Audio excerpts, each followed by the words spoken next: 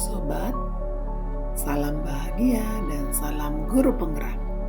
Tergerak, bergerak, dan menggerakkan. Pada kali ini izinkan saya untuk melakukan pemaparan aksi nyata modul 1.4 yaitu mengenai diseminasi implementasi budaya positif di sekolah. Tetapi izinkan saya untuk memperkenalkan diri saya terlebih dahulu. Nama saya adalah Nofratulova Ferawati Siombing. Saya CGP Rekognisi Angkatan yang ke-9. Di sini kita akan mengetahui terlebih dahulu apa sih sebenarnya budaya positif. Budaya positif di sekolah itu yaitu nilai-nilai dan kebiasaan-kebiasaan di sekolah yang berpihak pada peserta didik agar mereka dapat berkembang menjadi pribadi yang kritis, penuh hormat, dan juga bertanggung jawab. Di dalam melakukan budaya positif, kita juga harus terlebih dahulu menanamkan nilai-nilai kebajikan yang universal. Adapun nilai-nilai kebajikan universal yang kita ketahui itu adalah yaitu mengenai profil pelajar Pancasila. Yang pertama, beriman bertakwa kepada Tuhan Yang Maha Esa dan berakhlak mulia, berkebinekaan global, bergotong royong, kreatif, bernalar kritis, dan juga mandiri. Nilai-nilai kebajikan ini merupakan suatu langkah ataupun fondasi awal yang harus kita tanamkan supaya dapat menciptakan budaya yang positif. Di dalam menjalankan budaya positif, kita juga harus melakukan yang namanya keyakinan kelas ataupun kesepakatan kelas. Keyakinan kelas ini bersifat lebih abstrak daripada peraturan yang lebih rinci dan juga konkret. Dan juga keyakinan kelas berupa pernyataan-pernyataan yang berupa universal. Pernyataan keyakinan kelas senantiasa dibuat dalam bentuk positif. Jadi di dalam keyakinan kelas kita tetap menanamkan nilai-nilai universal ataupun profil pelajar Pancasila. Keyakinan kelas hendaknya tidak terlalu banyak sehingga mudah diingat dan juga dipahami oleh semua warga kelas. Keyakinan kelas sebaiknya sesuatu yang dapat diterapkan di lingkungan tersebut. Semua warga kelas hendaknya ikut berkontribusi dalam perbuatan keyakinan kelas lewat kegiatan curah pendapat dan bersedia meninjau kembali keyakinan kelas dari waktu ke waktu. Di sini saya sudah melakukan pemaparan ataupun melakukan aksi nyata saya mengenai keyakinan kelas kepada anak didik saya. Kita lihat ya. Kesepakatan kelas adalah hal-hal yang dapat kita lakukan dan yang tidak dapat kita lakukan di dalam kelas. Oke, bagus. Tepuk tangan untuk Yana. Ada yang tahu contohnya seperti apa? Oke, Jessica. Tidak boleh ribut pada waktu belajar. Nadine. Tidak boleh membawa senjata tajam. Sartika. Mengerjakan tugas dikerjakan tepat waktu. Maya. Tidak boleh menyontek pada waktu uji. Oke, semuanya itu nanti kamu tuliskan di dalam lembar post-it yang ibu bagikan. Nah, ini nanti kita tempelkan di depan di dinding. Ya, buat namanya biar kamu tahu apa yang kamu sepakati secara bersama-sama. Ini adalah kesepakatan kita yang kita lakukan selama proses belajar mengajar. Oke, bisa? Oke, nanti ibu bagikan dari sini ya.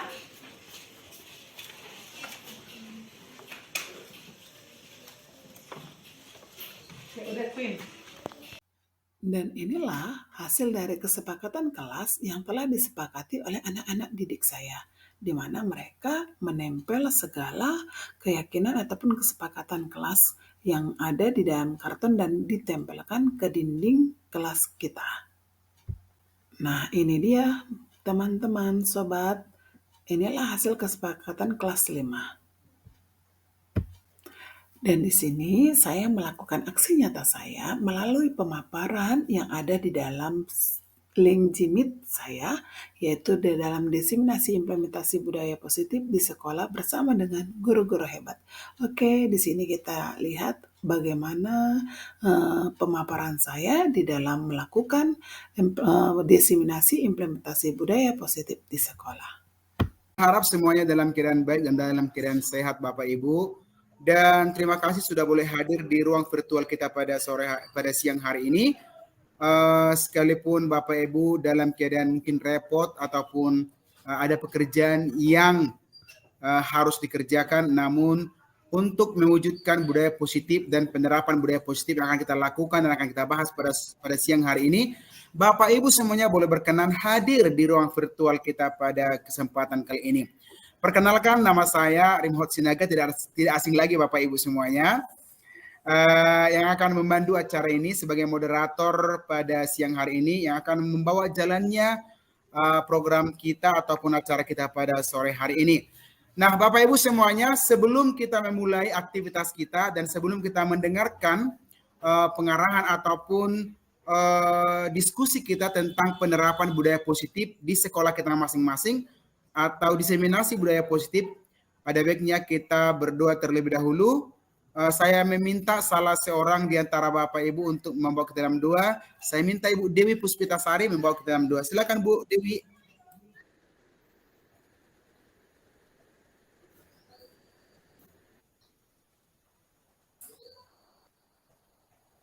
Izin Bu, open mic-nya dulu Bu.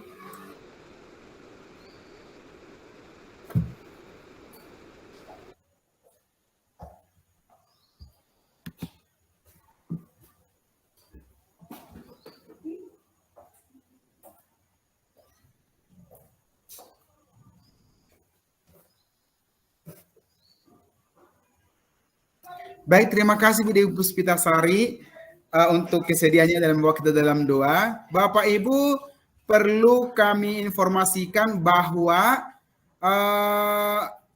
kita sebagai seorang guru memiliki peran untuk membangun atau mewujudkan budaya positif di sekolah kita masing-masing.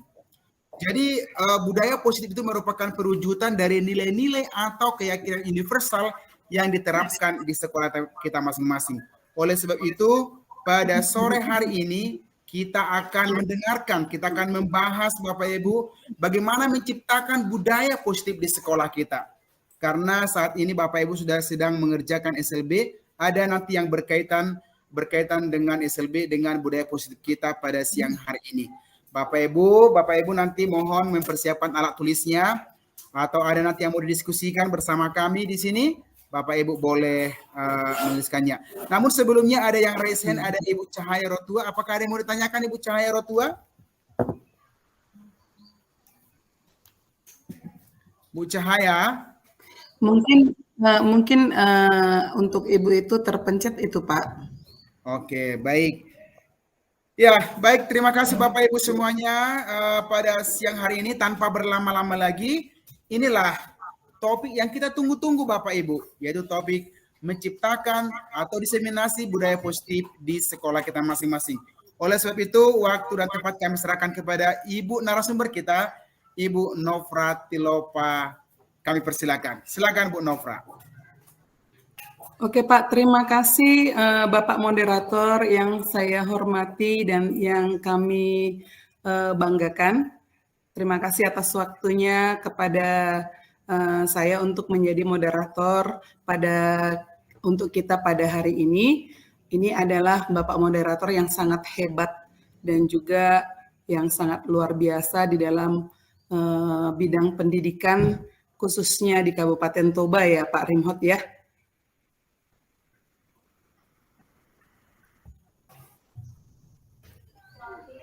Oke Bu. Oke. Maaf untuk jaringan saya untuk saat ini. Apakah suara saya jelas, Bapak Ibu? Jelas Bu. Jelas, Bu. Jelas, Bu. Oke. Sebelumnya saya perkenalkan terlebih dahulu. Nama saya adalah Nofra Tilopa Ferawati Sihombing. Saya adalah seorang guru yang berada di unit kerja SDN 173635 Parparian, Kecamatan Porsea, dan saya adalah salah satu fasilitator dari program guru penggerak angkatan yang ke-9.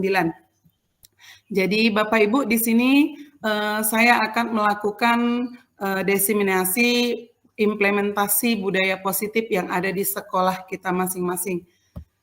Oke, itu untuk perkenalan kita secara singkat sebelumnya. Masih terdengar jelas ya Bapak Ibu suara saya?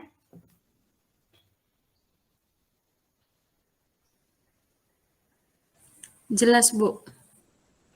Iya.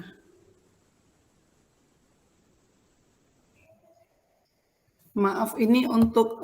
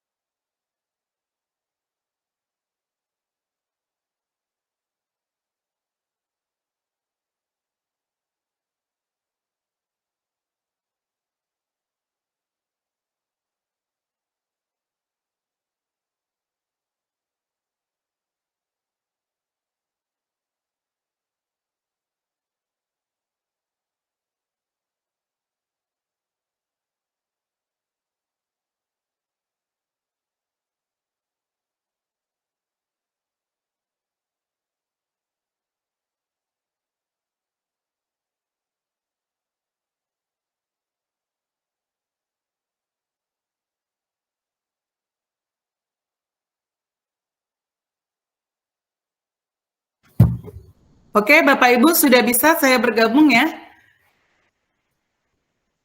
Sudah, Maaf Bu. untuk Maaf untuk jaringan saya, tiba-tiba saya terlempar. Oke, saya akan lanjutkan. Tadi mengenai implementasi budaya positif yang ada di sekolah. Saya izin share ya Bapak Ibu ya.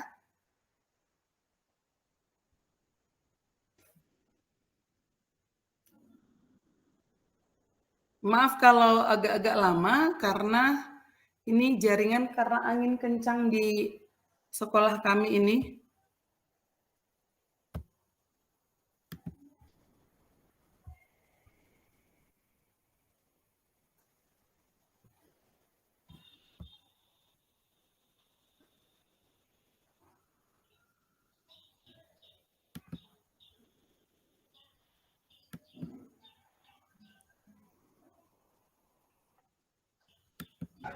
Tes.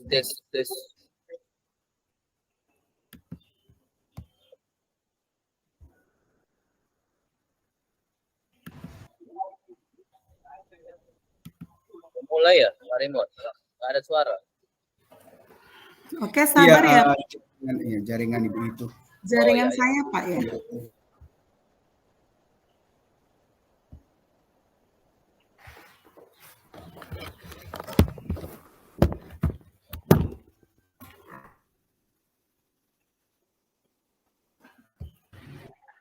Izin off kamera ya, Bu Nopra.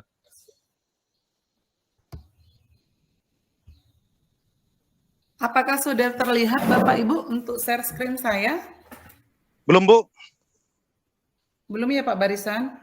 Belum, Bu, belum.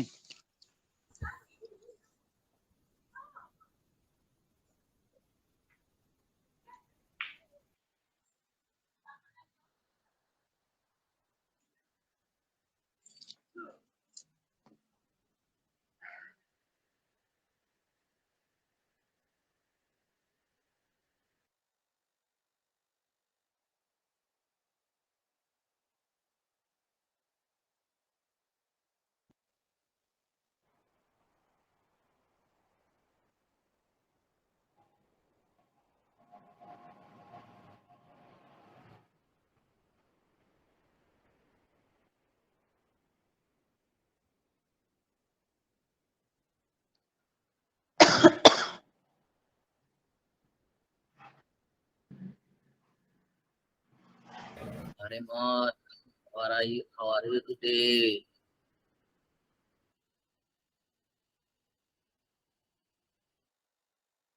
Kenapa Pak Miladri? Ini belum mulai ya, Pak Remote?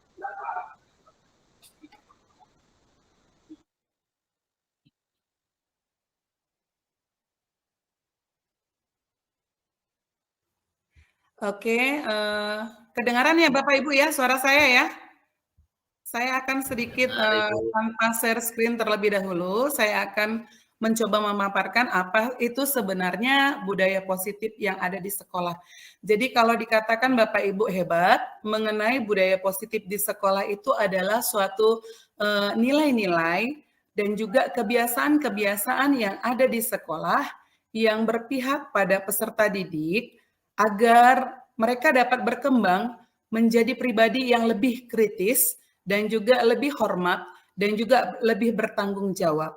Jadi ada sebuah nilai-nilai ataupun kebiasaan yang ada di lingkungan sekolah kita yang kita terapkan kepada anak didik kita, itulah yang dikatakan dengan budaya positif.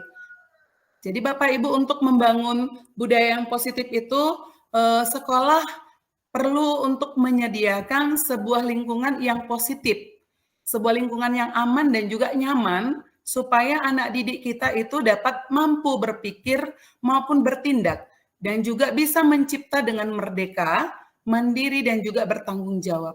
Jadi Bapak Ibu lazimnya disiplin itu juga dikaitkan dengan kontrol diri. Jadi dalam hal ini yang melakukan kontrol diri dalam menghadapi murid itu sebenarnya adalah diri kita sendiri.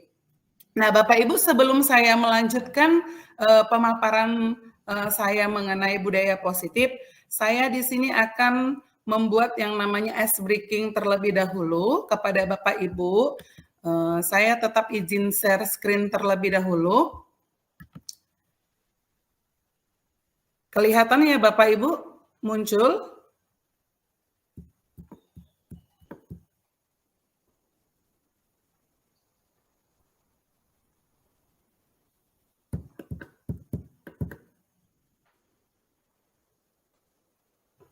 Ada kelihatan Bapak Ibu muncul di layar Bapak Ibu semua?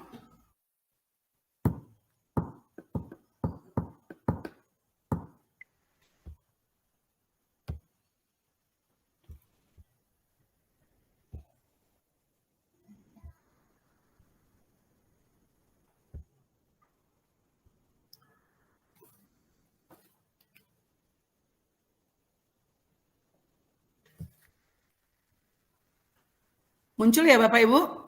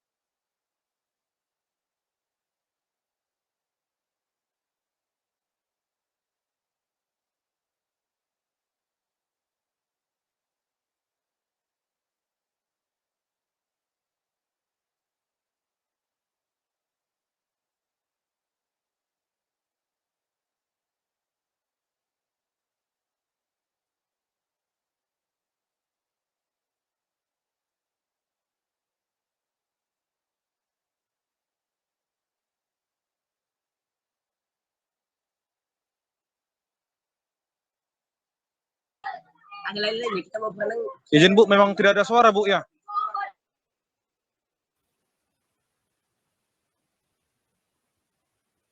Ibu fasilitatornya Nggak nampak suaranya. Nggak kedengaran. Udah tercampak lagi mungkin ibu itu. Iya, memang tadi ibu bilang jaringan, Bu.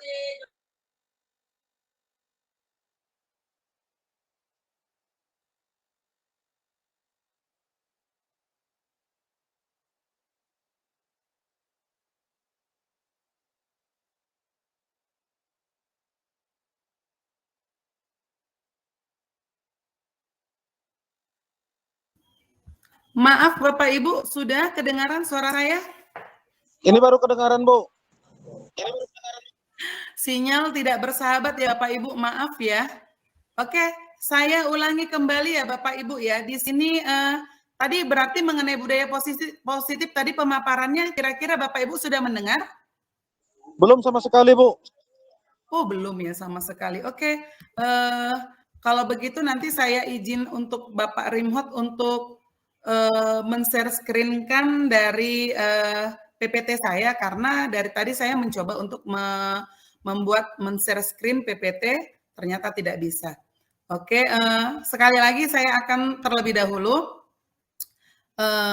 menyapa Bapak Ibu hebat sekalian. Apa kabar Bapak Ibu? Semoga dalam keadaan sehat, dalam keadaan sukacita. Kita salam bahagia untuk kita semuanya di sini bisa berkumpul di ruang virtual kita untuk melakukan diseminasi, implementasi budaya positif yang ada di sekolah. Nah, terlebih dahulu saya akan menjelaskan kepada kita sebenarnya apa sih budaya positif. Saya rasa Bapak Ibu untuk budaya positif ini sudah Bapak Ibu lakukan di unit kerja Bapak Ibu masing-masing. Tinggal kita untuk memperdalam bagaimana budaya positif yang benar-benar akan kita lakukan. Jadi kalau dikatakan Bapak Ibu untuk yang namanya budaya positif itu adalah suatu nilai-nilai dan juga kebiasaan-kebiasaan di sekolah yang berpihak pada peserta didik agar mereka dapat berkembang menjadi pribadi yang kritis, penuh hormat, dan juga bertanggung jawab. Nah, jadi selama ini kita ketahui Bapak Ibu untuk membangun budaya positif, sekolah kita itu perlu menyediakan suatu lingkungan yang positif dan juga aman, nyaman, agar apa? Agar murid-murid kita bisa mampu berpikir ataupun bertindak dan juga mencipta dengan merdeka, mandiri, dan bertanggung jawab. Lazimnya ya Bapak Ibu, disiplin biasanya bisa kita kaitkan dengan kontrol diri. Dalam hal ini, guru itu harus bisa mengontrol diri kita untuk menghadapi anak didik kita di unit kerja kita masing-masing. Nah, jadi Bapak Ibu, untuk yang namanya budaya positif yang ada pada di lingkungan sekolah kita itu sebenarnya caranya bagaimana supaya kita bisa merubah paradigma kita ataupun mindset kita di dalam melakukan hal-hal ataupun budaya positif di lingkungan sekolah kita. Seperti itu Bapak Ibu. Sekali lagi di sini saya coba ya mencoba untuk yang ketiga kalinya untuk izin share screen.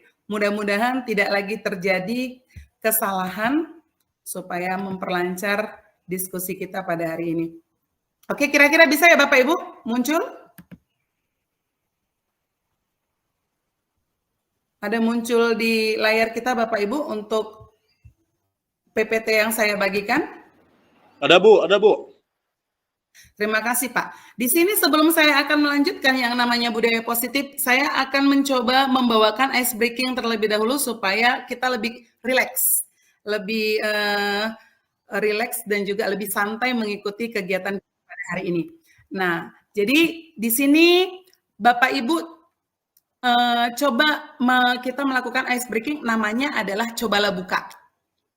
Di sini Bapak Ibu boleh mengepalkan tangan Bapak Ibu, boleh kanan, boleh kiri. Boleh kanan, boleh kiri. Sama-sama kita tunjukkan, satu saja. Saya anggap saya satu. Tangan kanan. Coba Bapak Ibu bayangkan, di tangan kanan Bapak Ibu atau tangan kiri Bapak Ibu yang Bapak Ibu kepal, ada sesuatu barang yang sangat berharga yang Bapak Ibu genggam di tangan Bapak Ibu. Yang sangat paling berharga di kehidupan Bapak.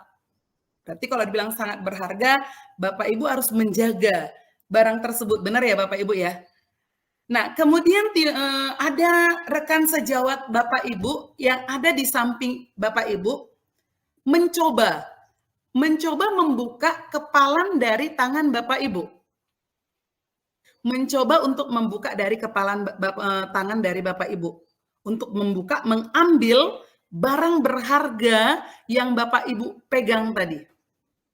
Dengan cara merayu, menggelitik, menghardik, mencoba mengambil. Kira-kira Bapak Ibu mau melepaskan atau tidak? Boleh raise hand Bapak Ibu?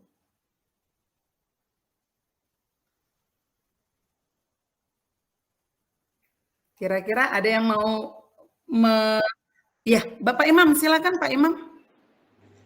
Tidak Bu, tidak akan saya lepaskan. Oh, berarti tetap pendirian ini. Bapak Imam tidak akan melepaskan. Alasannya Pak?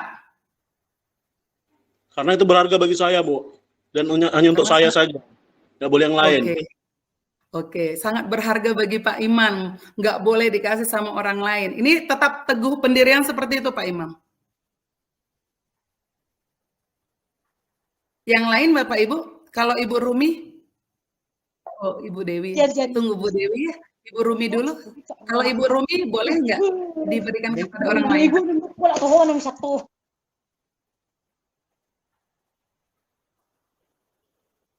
Ibu buka nggak Bu, kalau ada yang merayu Ibu untuk memberikan barang yang berharga itu Bu? Enggak Bu, saya Enggak ya Bu ya? terus ya. Iya, terus dikepal terus gitu ya. Ibu Dewi tadi Bu Dewi?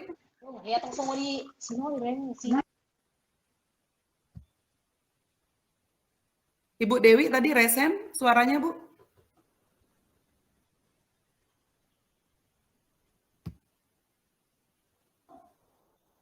Jadi ini ada pertanyaan, oke Bu Dewi ya.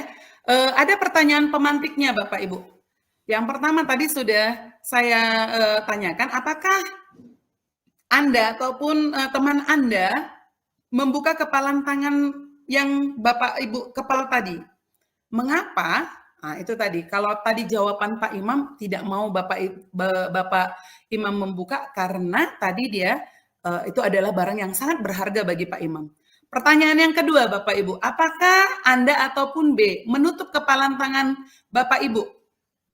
Mengapa tetap menutup? Nah, tetap saja ya, pertanyaannya sama ya Bapak Ibu ya. Karena itu adalah hal yang sangat berharga. Dalam kegiatan ini sesungguhnya siapa yang memegang kendali ataupun kontrol untuk membuka ataupun menutup Bapak Ibu? Yang dalam hal membuka ataupun menutup tangan yang kita kepal tadi itu ya Bapak Ibu. Ini siapa yang memegang kontrolnya Bapak Ibu? Apakah teman Bapak Ibu? Iya Pak Imam? Saya Bu yang memegang kontrolnya Bu. Iya Pak Imam. Diri sendiri. Iya diri sendiri ya Bu Rumi ya. Oke, jadi dimulai dari diri sendiri. Iya. Jadi Bapak Ibu yang memegang kontrol yang sangat penting itu adalah, ini jawabannya ya Bapak Ibu, kita sendiri. Yang memegang kontrol atas kepalan tangan kita, apakah kita membuka ataupun menutup kepalan tangan kita itu tergantung pada diri kita masing-masing. Ada yang mengatakan, Bu, saya buka lah Bu, sudah dirayu Bu. Saya mau berbagi sedikit kepada orang lain, berarti dia rela berkorban seperti itu ya Bapak Ibu ya. Jadi yang mengontrol kepalan dari tangan kita tadi untuk membuka ataupun menutup itu adalah diri kita sendiri. Nah, jadi Bapak Ibu di dalam proses pembelajaran pun Bapak Ibu yang mengontrol diri kita itu adalah diri kita sendiri. Seperti yang dikatakan oleh Bapak KHD Bapak Ibu. Ini dikatakan bahwasanya kita ambil contoh perbandingan dengan tumbuh-tumbuhan seorang petani, Bapak Ibu. Dalam hakikatnya, ini seorang petani ini sama petani itu kita anggap sebagai guru dan tanaman padi itu kita misalkan itu adalah anak didik kita. Jadi yang menanam padi itu adalah petani. Petani inilah yang dapat menuntun tumbuhnya padi. Jadi dia dapat memperbaiki kondisi tanahnya, memelihara tanaman padi dengan cara memberi pupuk ataupun memberi air, saluran airnya, irigasinya, membasmi ulat-ulat ataupun jamur-jamur yang mengganggu hidup tanaman padi dan lain sebagainya. Supaya apa? Kenapa petani tersebut harus menjaga, harus memelihara tanaman padi tersebut. Nah, ini dianya sudah melakukan kontrol dirinya supaya hasil tanaman padi tersebut bisa lebih baik pastinya. Sama tanggung jawab kita sebagai guru di dalam melakukan ataupun di dalam menciptakan suatu lingkungan yang positif di dalam lingkungan sekolah kita bersama dengan stakeholder-nya, warga sekolahnya, ini harus saling dukung-mendukung, saling mau berkolaborasi, saling bekerja sama, saling belajar. Jadi ini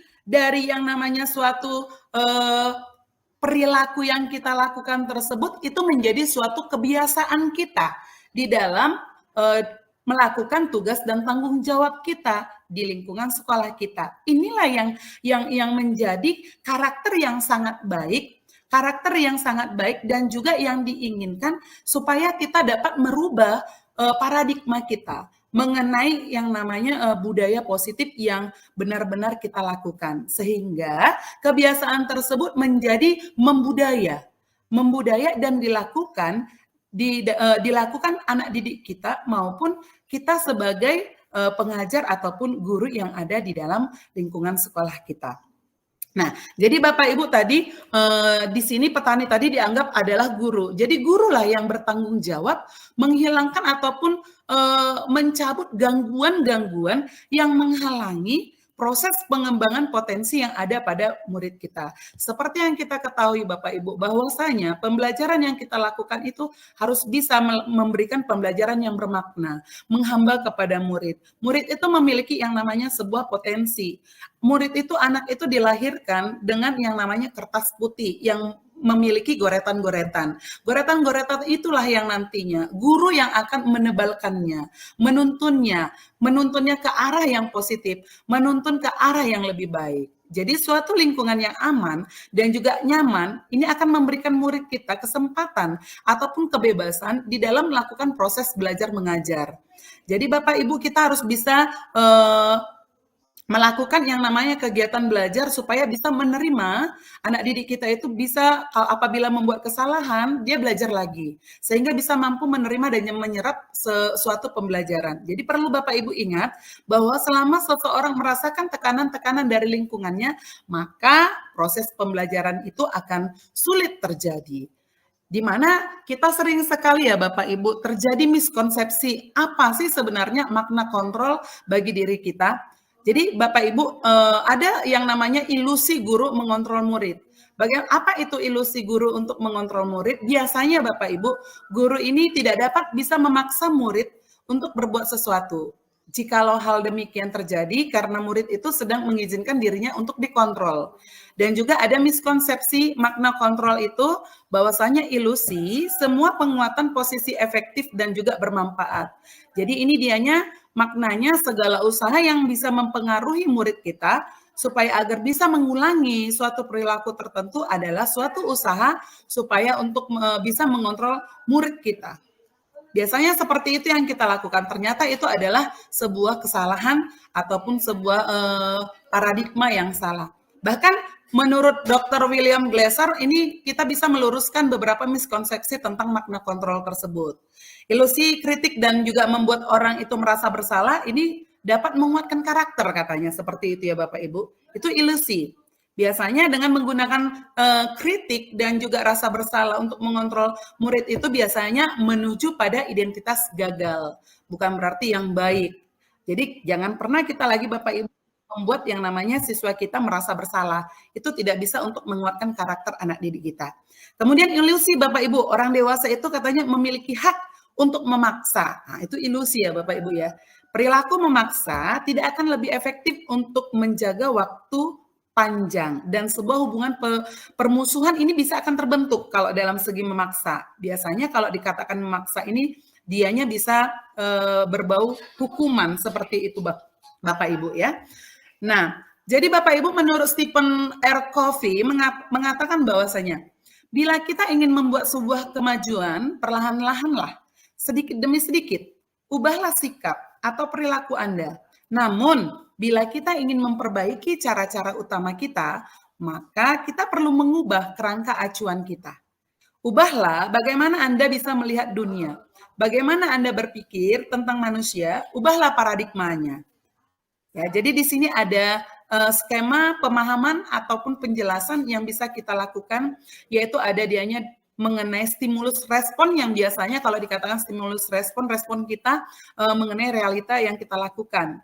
Dan bisa dilakukan, bisa diperbaiki dengan menggunakan teori kontrol.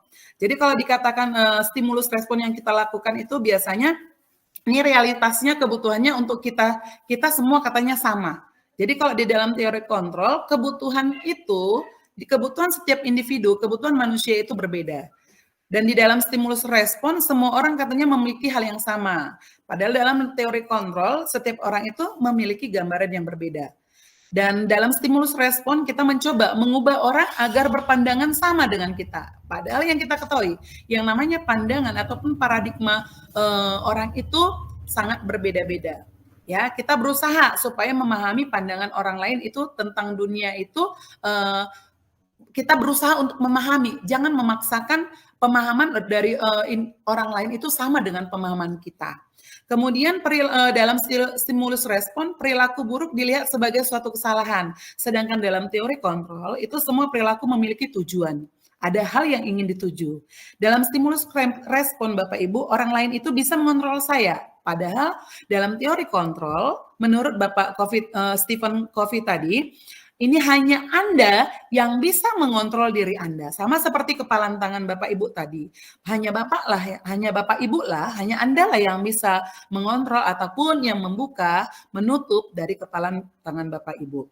Nah, sedangkan dalam stimulus respon ini ada lagi Bapak Ibu, saya bisa mengontrol orang lain, saya bisa mengontrol anak didik, saya bisa menyuruh anak didik itu diam, saya bisa menyuruh anak didik itu supaya sesuai dengan keinginan saya. Padahal dalam teori kontrol yang sebenarnya Anda itu tidak bisa mengontrol orang lain.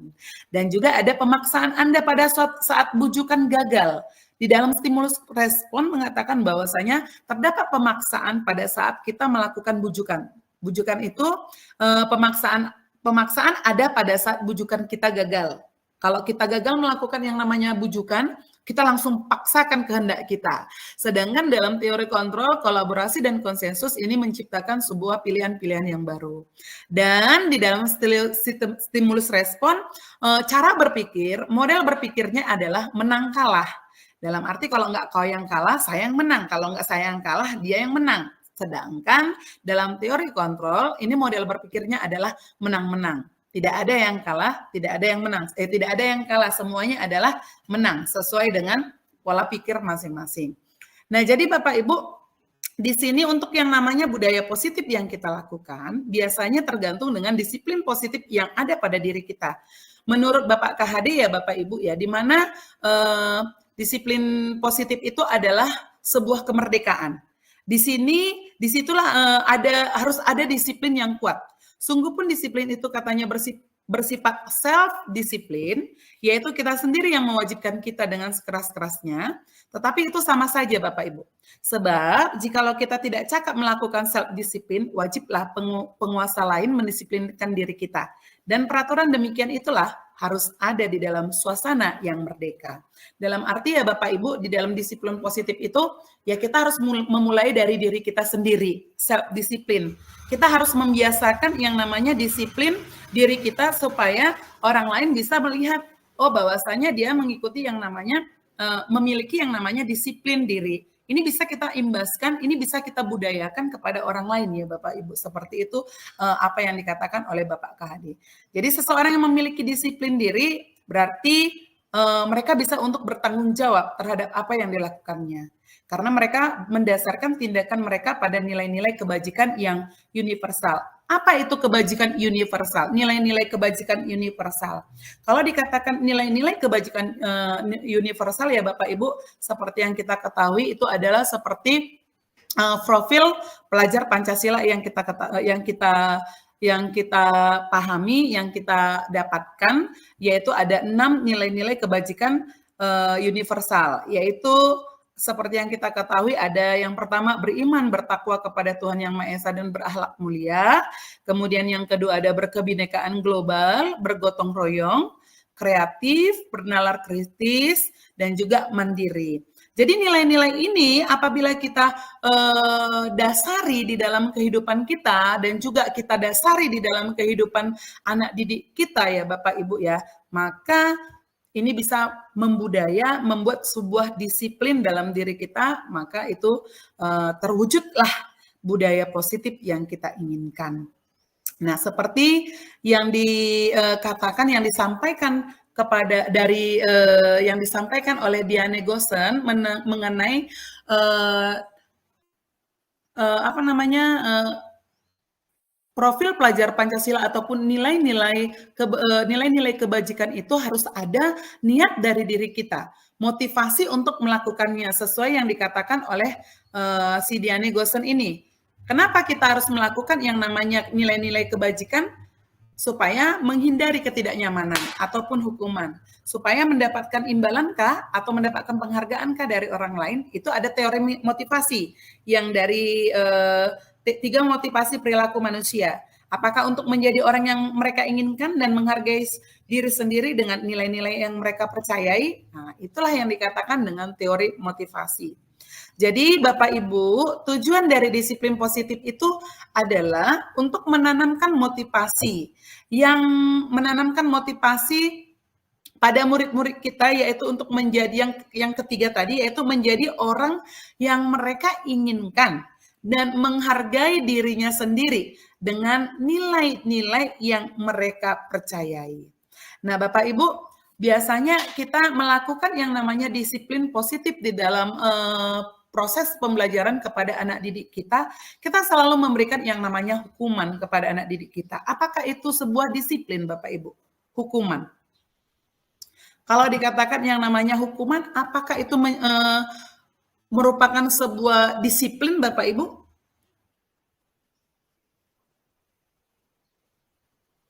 Kira-kira?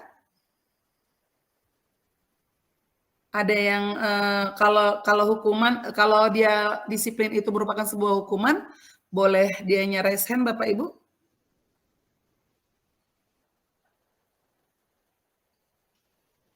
Tidak ada ya.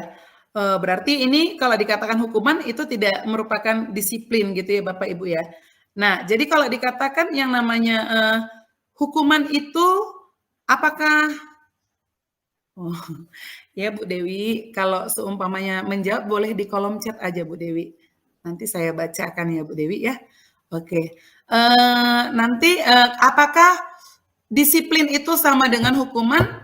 Saya rasa hukuman itu berbeda dengan yang namanya disiplin.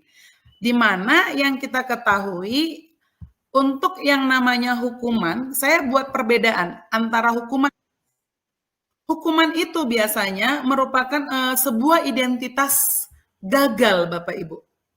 Sebuah identitas yang gagal kalau dia hukuman, Bapak Ibu.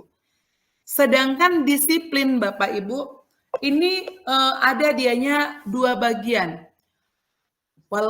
Disiplin itu bisa berupa konsekuensi ataupun restitusi, seperti itu, Bapak Ibu. Apa itu yang namanya restitusi? Restitusi itu adalah sebuah sikap yang kita lakukan untuk memberikan solusi. Kalau konsekuensi itu adalah suatu hal yang kita lakukan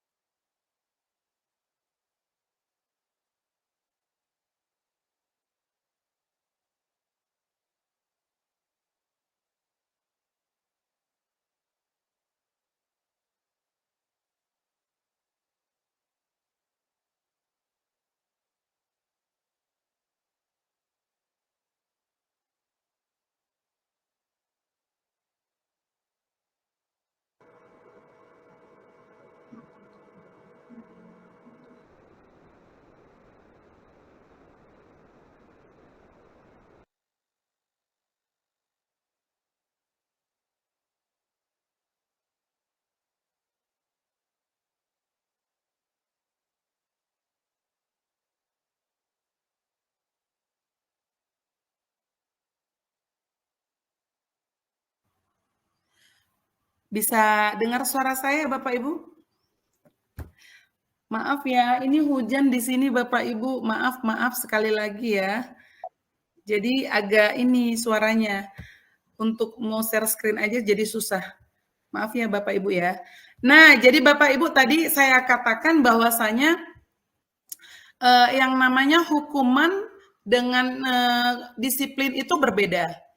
Jadi kalau dikatakan yang namanya hukuman itu biasanya sesuatu yang menyakitkan, tadi seperti itu saya jelaskan ya Bapak Ibu ya. Sedangkan konsekuensi itu adalah ya sesuatu yang memang harus terjadi. Sedangkan restitusi ya Bapak Ibu, ini restitusi itu merupakan sebuah pilihan. Dan juga hukuman itu biasanya Bapak Ibu tidak nyaman untuk dilakukan. Dan ini biasanya yang diingat oleh anak-anak kita itu, anak didik kita ini berlaku sampai jangka panjang. Seperti itu kira-kira Bapak Ibu.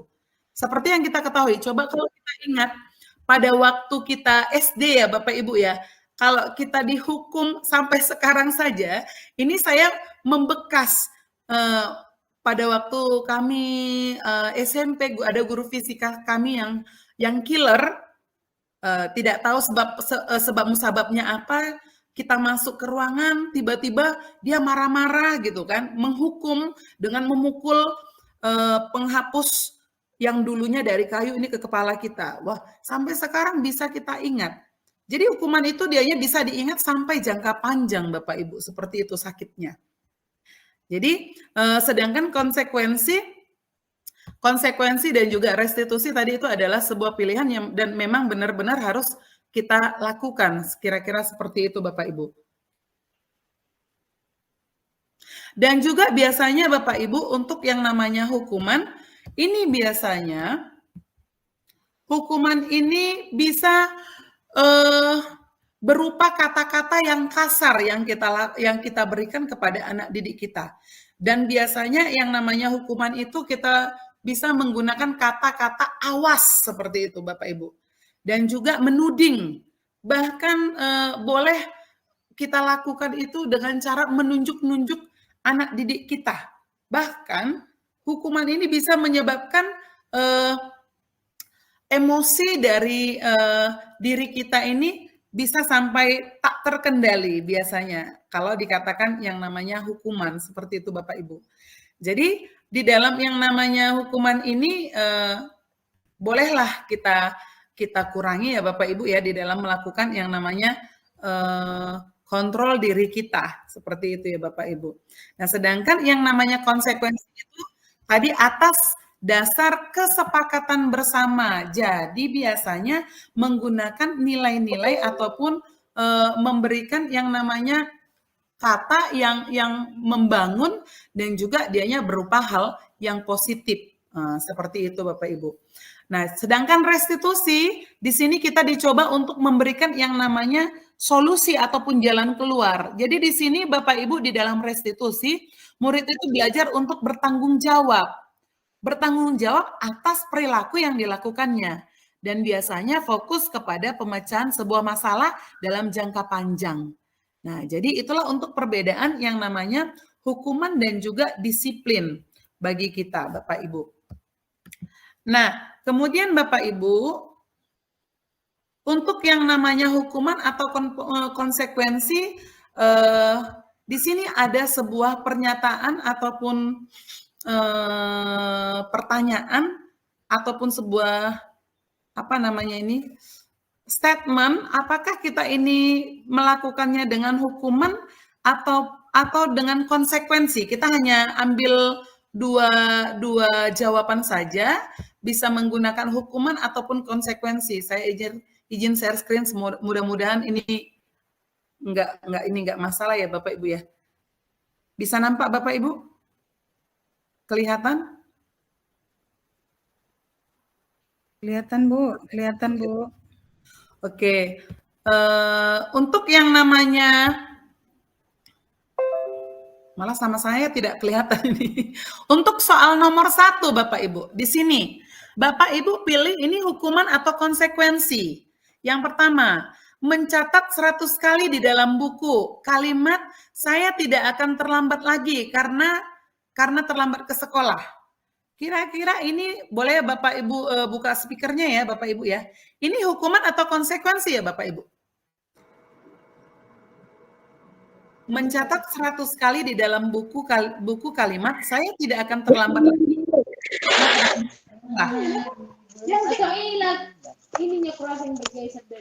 Termasuk hukuman, Bu. Hukuman ya Bu ya. Oke, yang nomor 2. Lari mengelilingi lapangan basket 2 kali karena terlambat hadir di sekolah. Itu hukuman atau konsekuensi? Ya, Ibu Resti mengatakan hukuman. Ibu Dewi hukuman. Oke. Yang nomor 3 Bapak Ibu. Membersihkan coretan yang dibuatnya di meja tulis. Itu hukuman atau konsekuensi Bapak Ibu?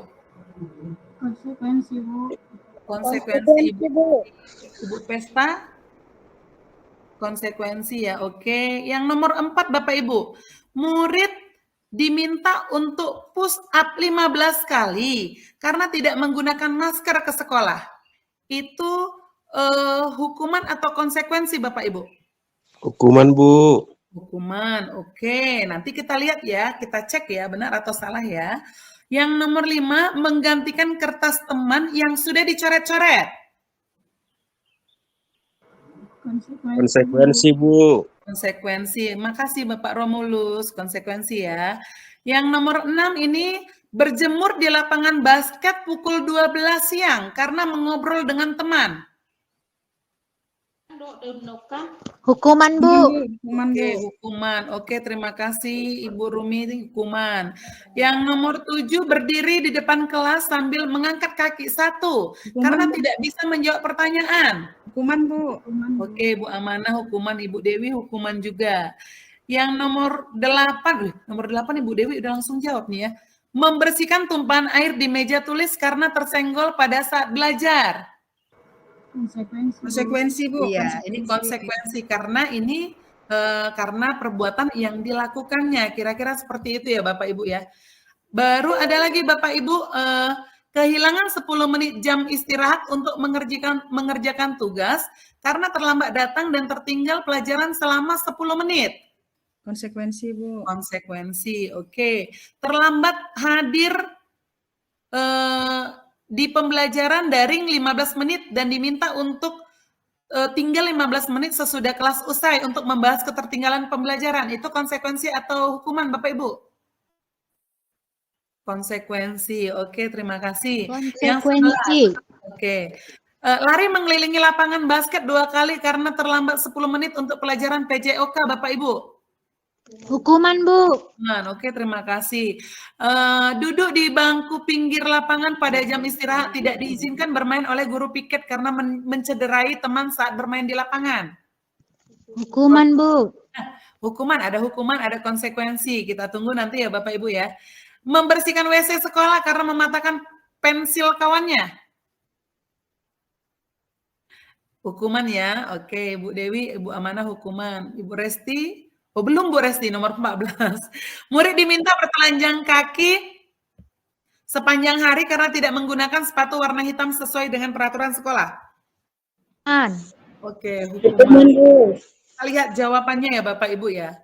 Oke, jadi yang untuk mencatat 100 kali itu adalah sanksinya ataupun konsekuensi ya Bapak Ibu ya, karena terlambat karena dia terlambat datang ke sekolah, maka konsekuensinya dia harus membuat kalimat di bukunya ya 100 kali, saya tidak akan terlambat lagi. Lari mengelilingi lapangan basket 2 kali itu adalah hukuman ya Bapak Ibu ya. Membersihkan coretan yang dibuatnya itu adalah konsekuensi. Murid diminta untuk push up itu adalah hukuman ya Bapak Ibu. Menggantikan kertas tugas teman yang telah dicoret-coret karena perbuatannya itu adalah konsekuensi. Berjemur di lapangan basket pukul 12 siang karena mengobrol dengan temannya itu adalah hukuman.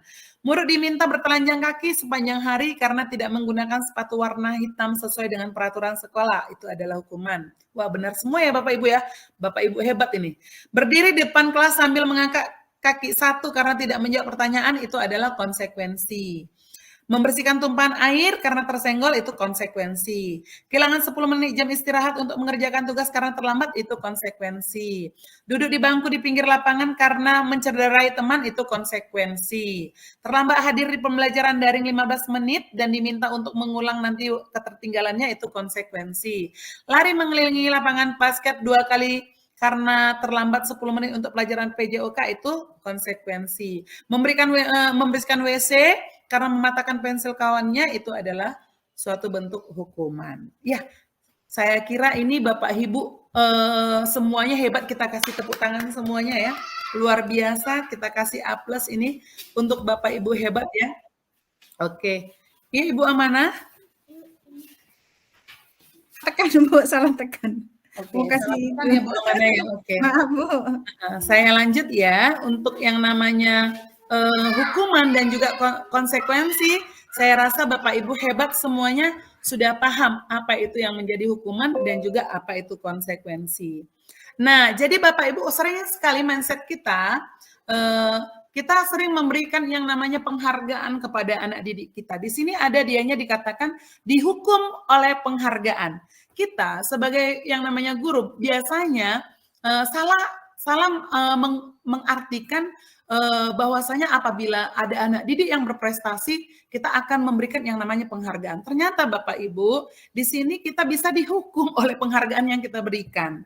Karena saat kita berulang kali menjanjikan hadiah kepada anak didik, agar berperilaku bertanggung jawab ataupun kepada seseorang murid akan mempelajari sesuatu yang baru, atau kepada ataupun kepada seorang karyawan agar melakukan pekerjaannya dengan berkualitas, kita sedang berasumsi mereka itu dapat melakukannya atau mereka tidak akan memilih untuk melakukannya.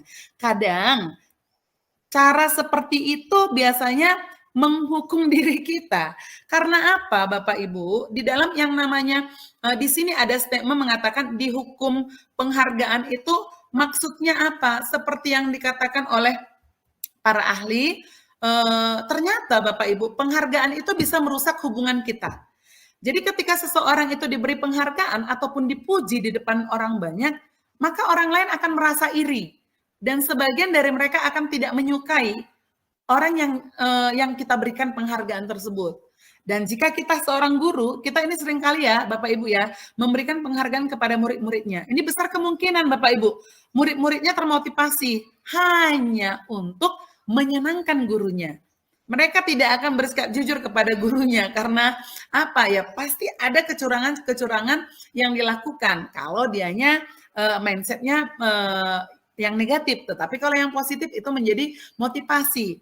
Jadi biasanya Bapak Ibu ya, penghargaan itu bisa menciptakan persaingan di dalam kelas. Dan juga persaingan ini bisa juga menciptakan persaingan kecemasan Bapak Ibu. Wah, nanti aku nggak bisa. Wah, nah dianya bisa membuat yang namanya anak didik kita ini mentalnya ataupun rasa rendah dirinya muncul. Nah, seperti itu. Jadi Bapak Ibu, mereka yang percaya bahwa mereka tidak bisa memiliki kesempatan untuk mendapatkan penghargaan, pasti akan berhenti untuk mencoba. Nah, itu Bapak Ibu. Makanya bolehlah kita kurangi ya Bapak Ibu ya untuk memberikan penghargaan kepada anak didik kita. Nah, jadi di sini Bapak Ibu dihukum oleh penghargaan menurut Alfikon mengatakan bahwasanya penghargaan itu pengaruhnya jangka pendek, ada bisa dia jangka pendek dan ada jangka panjang. Biasanya penghargaan itu Bapak Ibu menurut Bapak Alfikon ini tidak efektif. Karena apa tadi sudah saya katakan, ada yang bisa memang ada yang termotivasi dan bahkan ada biayanya berhenti untuk mencoba karena tidak mendapatkan yang namanya suatu penghargaan. Ini kejadian baru kemarin Bapak Ibu kepada anak saya. Ketepatan kemarin kita ada lakukan yang namanya Minggu Ceria kepada anak-anak sekolah minggu seperti itu Bapak Ibu. Biasanya nih, dianya dapat hadiah, dapat penghargaan. Tiba kemarin dianya nggak dapat hadiah, temannya yang dapat hadiah ada dapat penghargaan, dia jadi down Bapak Ibu. Udahlah nggak usah lagi lah aku ikut Minggu Ceria. Nah itu seperti itu. Nah, itu konsekuensinya Bapak Ibu. Nah jadi bisa juga ya Bapak Ibu, penghargaan itu bisa merusak hubungan kita. Penghargaan itu bisa mengurangi ketepatan. Penghargaan itu bisa menurunkan kualitas. Bahkan penghargaan itu bisa, ini dia, mematikan kreativitas. Dan penghargaan itu bisa menjadi penghukum bagi orang yang tidak mampu. Dan biasanya penghargaan itu termotivasi dari dalam diri kita biasanya Bapak Ibu. Nah, itulah untuk yang namanya statement dihukum karena penghargaan. Jadi baiknya bagaimana Bapak Ibu supaya tidak ada yang namanya hukuman. Mari kita lakukan restitusi. Restitusi itu adalah suatu usaha yang kita lakukan dengan memberikan solusi, dengan memberikan mengeksplor apa yang ada di dalam diri anak didik kita. Kita memberikan solusi melalui anak didik kita. Jadi ini restitusi ini bisa membantu murid menjadi orang yang bisa menghargai nilai-nilai kebajikan yang mereka percayai. Jadi ketika murid itu berbuat salah, guru akan menanggapi dengan cara yang memungkinkan murid untuk membuat sebuah evaluasi internal tentang apa yang dapat mereka lakukan untuk memperbaiki kesalahan mereka dan mendapatkan kembali harga dirinya. Bukan dengan cara dihukum ya Bapak Ibu. Ya, jadi ciri-ciri restitusi itu adalah restitusi bukan untuk menebus kesalahan, namun untuk belajar dari kesalahan Bapak Ibu. Jadi restitusi itu memperbaiki hubungan. Restitusi itu adalah tawaran, bukan paksaan. Kita hanya memberikan yang namanya solusi, yang membuat yang namanya yang menentukan itu adalah siapa? Ya anak didik kita. Jadi restitusi ini bisa menuntun untuk melihat ke dalam diri anak didik kita. Apakah perbuatan itu benar atau salah? Nah, di sini kita berusaha untuk yang namanya menuntut. Nanti ada langkah-langkah yang harus kita ketahui di dalam melakukan restitusi ini, Bapak Ibu. Ada 3. Jadi dikatakan nanti istilahnya ada segitiga restitusi nanti Bapak Ibu. Nanti kita gali kembali ya Bapak Ibu ya. Jadi Bapak Ibu restitusi itu mencari kebutuhan dasar yang mendasari tindakan kita. Seperti yang kita ketahui Bapak Ibu, kita memiliki yang namanya kebutuhan dasar. Yang menjadi kebutuhan dasar kita itu apa gitu ya Bapak Ibu? Yang menjadi sebuah kebutuhan dasar kita itu biasanya Bapak Ibu bisa untuk yang namanya bertahan hidup Bapak Ibu. Kebutuhan dasar manusia itu adalah yang paling utama itu biasanya adalah bertahan untuk hidup. Dan juga kebutuhan dasar itu mendapatkan kasih sayang dan juga rasa diterima oleh orang lain. Dan juga kebutuhan dasar manusia itu ada berupa kebebasan, kesenangan, bahkan penguasaan. Nah, itu biasanya yang menjadi sebuah kebutuhan dasar kita di dalam kehidupan kita, seperti itu Bapak Ibu. Jadi kalau dikatakan yang menjadi kebutuhan dasar itu bisa ini sesuai dengan nilai-nilai kebajikan, bisa untuk menjadi sebuah disiplin ataupun menjadi sebuah komitmen dalam diri kita supaya kita dapat memenuhi kebutuhan kita. Nah, seperti itu Bapak Ibu. Dengan cara kita tetap tanamkan tadi nilai-nilai kebajikan yang ada pada diri anak didik kita yang sudah kita buat menjadi sebuah pondasi di dalam kehidupan mereka. Nah, jadi di sini Bapak Ibu ada sebuah kasus dari Ibu Tiarma di sini Bapak Ibu. Mengenai yang namanya kebutuhan dasar. Apa sih sebenarnya kebutuhan dasar? Tadi saya katakan kebutuhan dasar itu ada 5.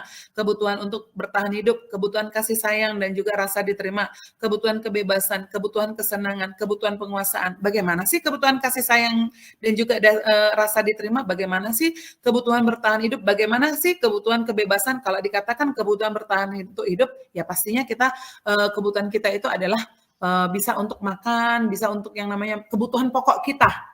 Bisa kita penuhi. Seperti itu ya Bapak Ibu. Maka itu dikatakan dengan kebutuhan dasar manusia yang paling pokok. Seperti itu Bapak Ibu. Jadi dari kasusnya Ibu Tiarma ini ya Bapak Ibu, di sini Ibu Tiarma ini adalah guru wali kelas 4 di SD Pelita Hati. Ibu Tiarma ini sedang bingung menghadapi ulah salah satu murid di kelasnya, yaitu si Polan. Ya, jadi beberapa anak di kelas 4 telah datang kepadanya untuk mengeluhkan sikap dari si Polan yang seringkali meminta uang jajan mereka dengan paksa. Jika Bapak Ibu dihadapkan pada situasi seperti Ibu yang dialami oleh Ibu Tiarma ini, apa yang akan Bapak Ibu lakukan? Menurut Bapak Ibu, kira-kira apa sih alasannya si Polan ini melakukan hal tersebut? Kira-kira ada yang bisa untuk membantu kita sharing bersama di sini, Bapak Ibu, untuk membedah kasus yang dialami oleh Ibu Tiarma? Yang boleh untuk men-sharingkan, boleh untuk raise hand Bapak Ibu atau buka speaker langsung.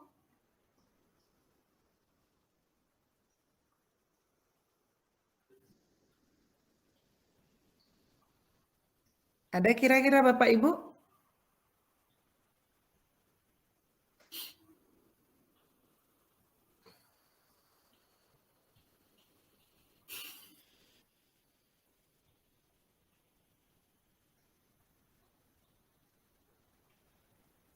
Halo Bapak Ibu? Apa masih kedengaran suara saya Bapak Ibu? Masih Bu, masih Bu. Oke, silakan Ibu. Siapa nih? Silakan Bu, langsung Bu. Silakan Bu Amanah. Iya, terima kasih Pak, Ibu. Menurut saya yang harus itu yang akan dilakukan oleh, jika saya jadi Bu Tiarma, mungkin saya akan pertama sekali memanggil itu Bu, memanggil anak yang sipolan tadi ya, yang sudah diadukan oleh anak-anak kelas 4. Kalau menurut segitiga restitusi, mungkin kita tanya apa kejadian yang terjadi di kelas bersama anak-anak kelas 4. Nah, mungkin biar kita bisa menggali cerita dari sipolan langsung gitu, Bu. Oke. Nah, kemudian dari sana kita coba untuk mengatakan kira-kira alasannya apa sih mengerjakan itu gitu, Bu. Iya, Bu ya. Ya, kalau kamu seperti itu, ada nggak akibatnya kepada anak-anak kelas 4, apa yang mereka rasakan, dan apa juga yang akan kamu rasakan kalau kamu sudah berbuat seperti itu. Selanjutnya Ibu, tahapannya mungkin akan bertanya lagi, kira-kira menurut kamu itu tindakan yang seperti apa sih yang sudah dilakukan, baik atau buruk, begitu Bu. Selanjutnya mungkin kita tanya, apa kelanjutan.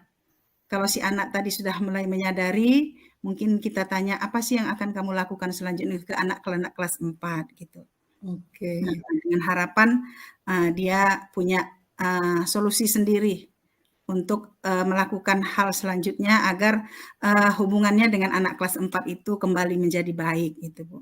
Oke, terima kasih luar biasa Ibu Amanah ya. Terima Untuk kasih, Bu. jawabannya sudah terjawab, saya rasa di sini. Ya kan Ibu Pesta ya, tepuk tangannya luar biasa nih Bu Pesta nih ya Bu Pes.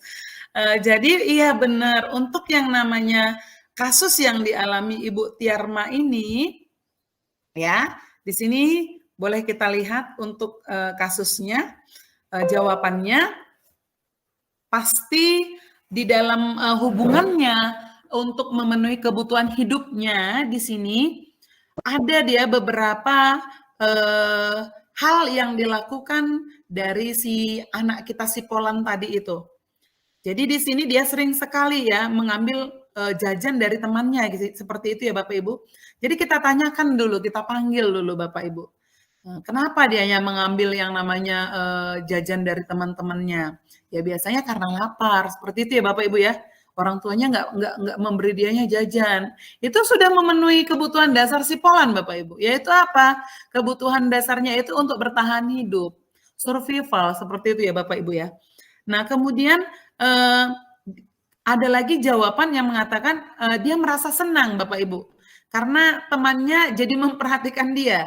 Nah ketika temannya itu melaporkan tindakannya kepada gurunya dan gurunya memberitahu kepada orang tuanya, sehingga orang tuanya ini jadi memperhatikan dia kembali. Nah ini kebutuhan dasarnya Bapak Ibu sudah terpenuhi, yaitu apa? Kebutuhan kasih sayang dan juga rasa diterima.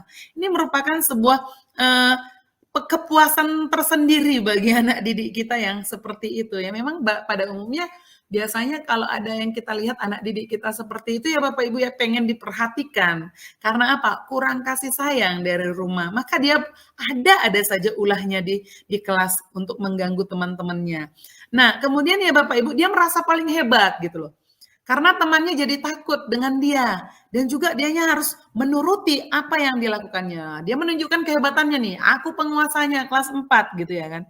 Siapa yang ada jajannya kasih sama aku. Mereka takut dengan hardikannya biasanya seperti itu. Nah itu merupakan kebutuhan dasar dari si Polan tadi untuk melakukan yang namanya penguasaan. Nah, seperti itu Bapak Ibu.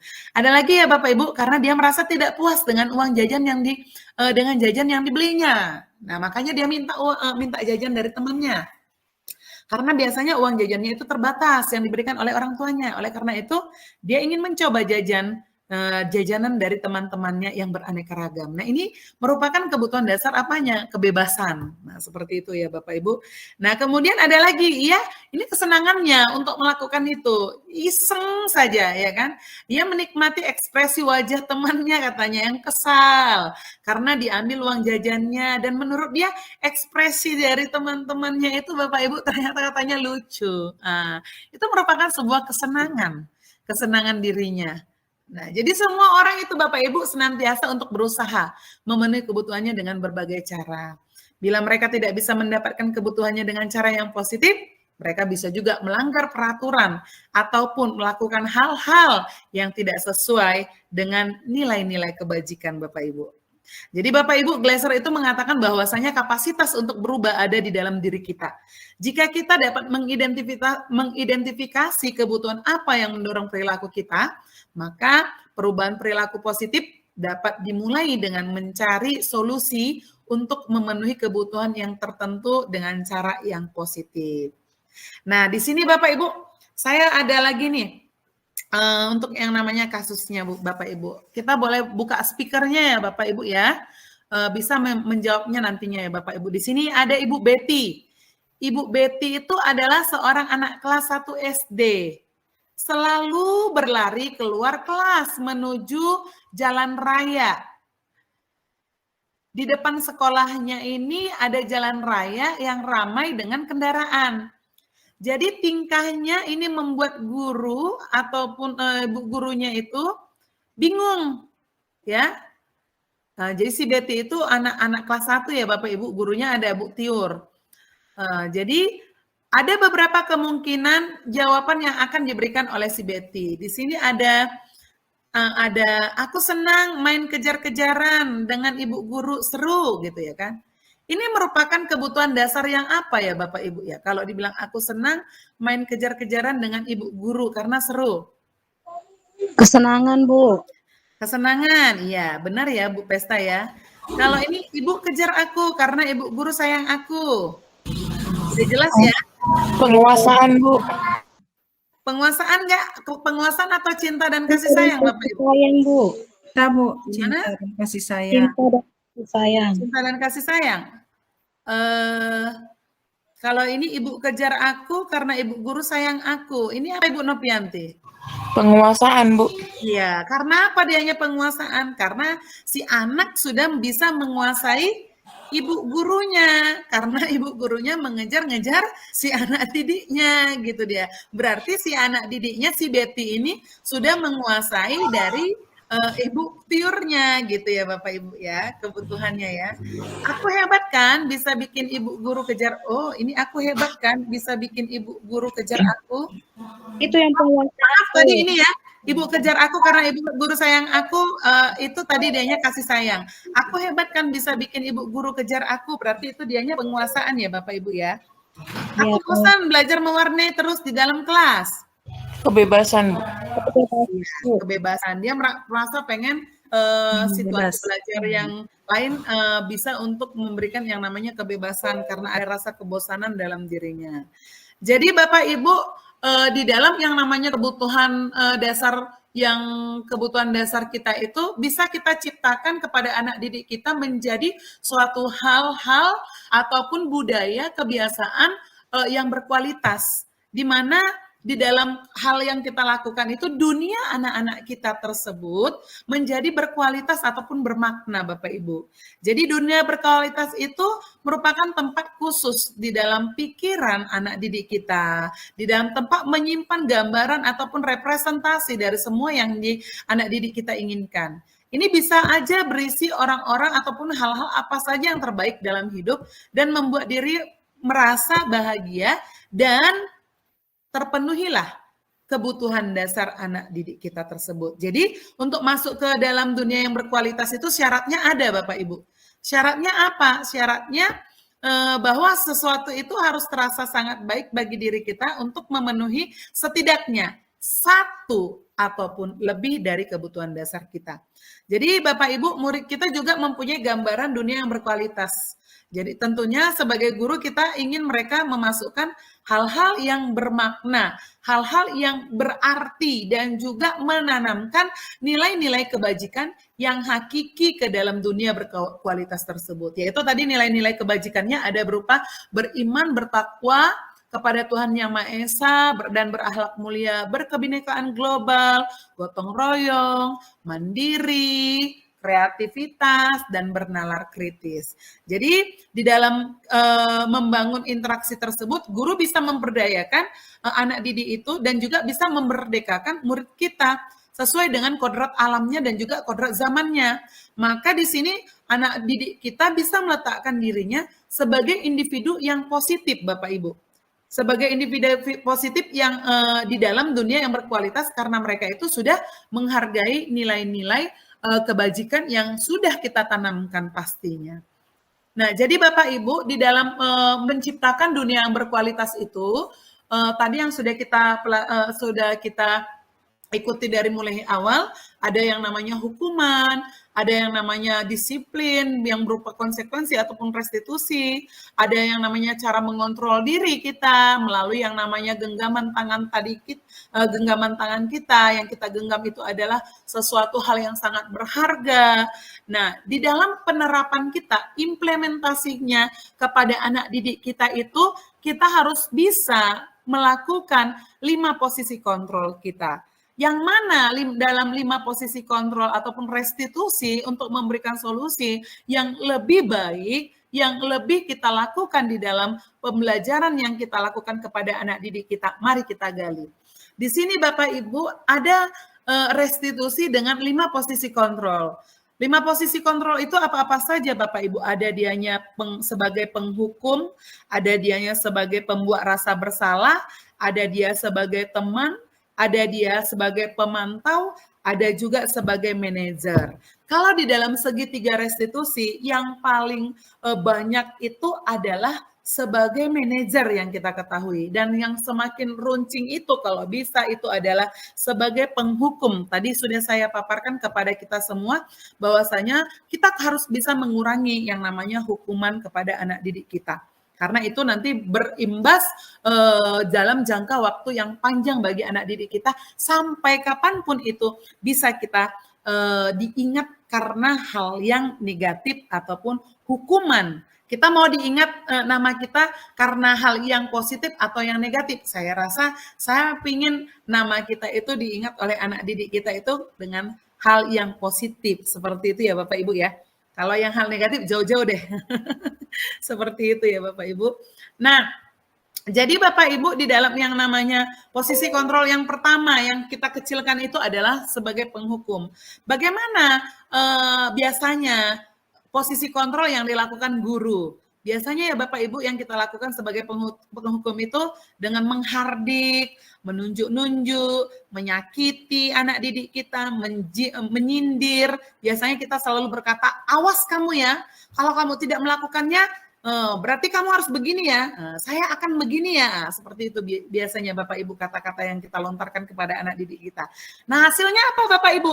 Hasilnya nanti Bapak Ibu, anak didik kita pasti akan memberontak, pasti akan pendendam, bahkan bisa untuk menyalahkan orang lain. Dan biasanya murid ini pasti ada katanya nggak peduli saya, kan seperti itu. Saya tidak peduli, masa bodoh. Nah seperti itu. Kalau kita lakukan yang namanya posisi kontrol sebagai penghukum, dampaknya Bapak Ibu, ini anak didik kita akan mengulangi kesalahannya berulang-ulang kali. Jadi perilaku ini menjadi agresif. Biasanya dianya sama guru yang suka melakukan yang namanya hukuman, pasti dianya langsung sensitif gitu dong, mendengarkan apa. Kalau ada sesuatu hal yang diucapkan oleh gurunya langsung sensitif biasanya nih, radarnya langsung ke hal yang negatif seperti itu. Jadi kaitannya dengan dunia berkualitas apa? Kaitannya itu murid akan meletakkan guru itu di luar dunia berkualitas. Nah, Ibu ini suka kali menghukum. Dapatlah julukan kita Bapak Ibu. Ya kan, guru killer. Seperti itu kira-kira ya Bapak Ibu ya. Ibu Homing guru killer. Ibu Homing suka cubit ini. Ibu Homing suka, seperti itu kira-kira. Di dalam dunia berkualitas kita di luar Bapak Ibu. Di luar ekspektasi kita di dalam dunia berkualitas. Nah, seperti itu Bapak Ibu. Kemudian posisi kontrol yang kedua, yaitu pembuat rasa bersalah. Biasanya yang dilakukan guru itu adalah dengan cara berceramah, menunjukkan rasa kecewaan yang paling dalam, dan biasanya guru ini sering berkata, kamu sudah mengecewakan ibu, nak, kamu sudah mengecewakan bapak, nak, kamu itu tidak mengingat jasa dari orang tuamu, seperti itu kata-kata biasanya kita lontarkan. Hasilnya apa? Hasilnya Bapak Ibu bisa anak didik kita menyembunyikan, bahkan nggak jujur, menyangkal, bahkan bisa berbohong. Ya, jadi kata-kata murid kita biasanya yang kita jumpai, maafkan Bu, maaf ya Bu, saya nggak akan mengulanginya. Nah, dampaknya apa? Dampaknya anak didik kita ini akan merasa rendah diri Bapak Ibu, merasa gagal dan juga tidak berharga. Kaitannya dengan dunia berkualitas Bapak Ibu, murid ini akan meletakkan guru di dalam dunia berkualitas. Memang kita dimasukkan Bapak Ibu, karena apa? Ada dianya hal yang positif. Wah, kata-kata dari guru saya memotivasi saya harus berjuang, saya termotivasi, itu hal positif. Tapi kalau dianya hal negatif, dia akan rendah diri, kecil diri, seperti itu Bapak Ibu ya. Jadi yang ketiga, posisi kontrolnya itu adalah posisi kontrol sebagai teman. Perbuatan yang dilakukan oleh guru itu adalah biasanya membuatkan alasan-alasan untuk murid-muridnya, menganggap anak didik kita itu sebagai teman kita. Jadi guru ini biasanya berkata, lakukan ya demi Bapak, lakukan ya demi Ibu, ya sudah nanti Ibu bantu ya, Ibu bantu bereskan ya, Bapak bantu bereskan ya. Nah, itu dia dianggap siswa tersebut menjadi temannya. Jadi hasilnya apa Bapak Ibu? Siswa kita menjadi ketergantungan sama kita. Siswa ini merasa kalau nggak ada kita di situ, tunggu ibu ini yang menyelesaikan. Nah, karena apa? Itu rasa ketergantungan anak didik kita. Jadi murid ini biasanya berkata, saya pikir kalau bahkan dianya ada sisi negatifnya. Kalau dianya terjadi yang namanya kesalahan kita tidak ada, bahkan ada dianya nanti omongan dari anak didik kita ini, saya pikir ibu jadi teman saya, padahal enggak. Jadi dampaknya sama anak murid kita itu tergantung, ada rasa ketergantungan. Bahkan tidak mandiri, tidak bisa memutuskan sesuatu hal apabila terjadi sesuatu ataupun masalah yang ada pada dirinya. Kaitannya pasti kita nanti, kita dianggap orang yang paling penting di dalam dunia berkualitas. Nah yang keempat Bapak Ibu, posisi kontrolnya itu adalah pemantau. Di sini perbuatan yang dilakukan guru adalah bisa dianya melakukan perhitungan ataupun mengukur kemampuan dari anak didik kita. Biasanya guru berkata, apa peraturannya, apa konsekuensinya, apa yang telah kamu lakukan, apa yang terjadi sekarang, dipantau dianya, anak didik kegiatan apa yang dilakukan oleh anak didik kita, biasanya guru memantau. Hasilnya apa? Hasilnya anak didik bisa menyesuaikan kalau diawasi Bapak Ibu. Kalau nggak diawasi, nggak akan bisa berhasil.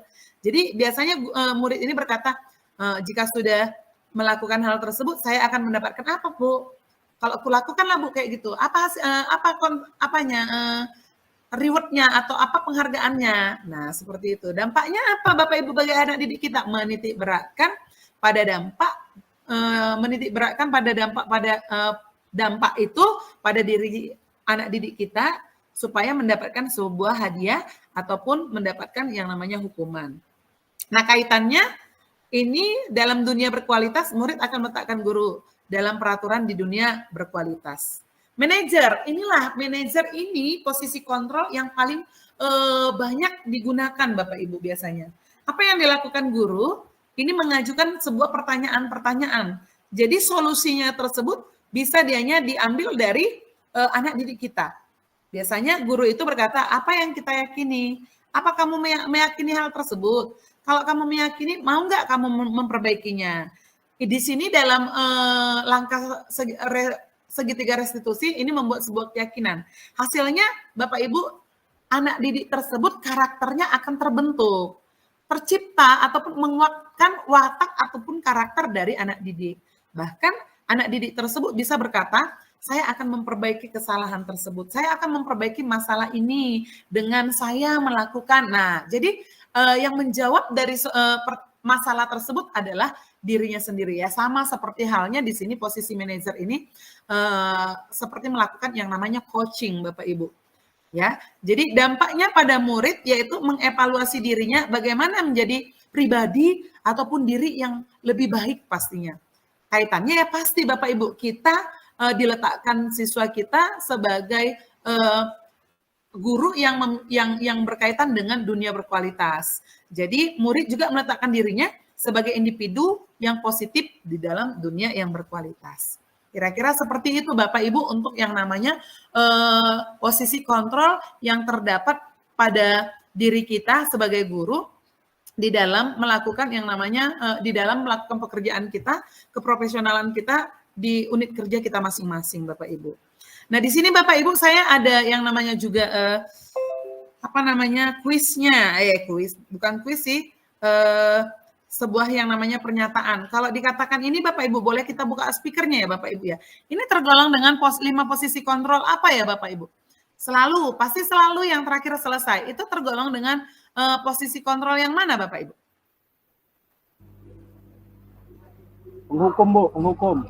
Oke, Bapak Imam, terima kasih sebagai penghukum. Oke, Iya, Bu. benar ya Bapak Ibu ya. Itu kalimat yang biasanya yang kita gunakan untuk menghukum anak didik kita. Kalau yang ini Bapak Ibu, gimana coba? Kalau orang tua kamu tahu, kamu berbuat Memberi rasa bersalah. iya. Ada yang namanya merasa, posisi kontrol merasa bersalah ya Bapak Ibu ya. Kalau ini ayo bantulah demi Bapak ya Nak. Ini posisinya Teman, Bu.